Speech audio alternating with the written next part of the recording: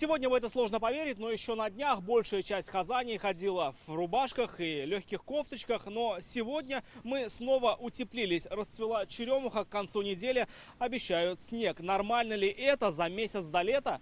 Давайте узнаем. Мама сказала, что без куртки она меня не выпустит. Студент Искандер Давлетшин сегодня в теплой кофте и куртке, не отказался бы и от шапки. Такая погода, она очень неприятная, но на самом деле у меня сейчас время экзаменов, то есть май, и я считаю, что такая погода, она прям прохладная, то есть чтобы выйти и с свежей головой, холодной головой выйти подышать. Так считают и те, кто, несмотря на холод, сегодня с удовольствием гуляет по городу. Черемуха цветет, так должно быть. Отцветет и опять тепло будет. Для мая всегда так было. Дачный сезон открывать, а всегда похолодание. Мне кажется, в мае примерно в этом регионе где-то так и бывает.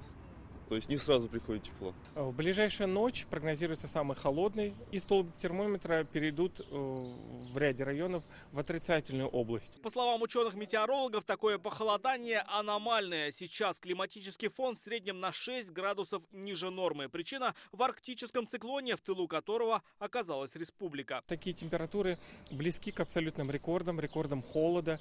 Так, в далеком 1969 году в этот день температура была минус 1,4 градуса, и пока это абсолютный рекорд холода этого дня. Как утверждают знатоки примет, холодный май совсем не аномалия, если внимательно изучить народную мудрость. Об этом говорят и пословицы, и поговорки, и присказки, и древние приметы. Вот цитата «Май холодный, год хлебородный» говорит о том, что крестьянин ежегодно наблюдал погоду и приметил, что, значит, вследствие холодного мая это будет вот хлебородный год. Собственно, это жизнь.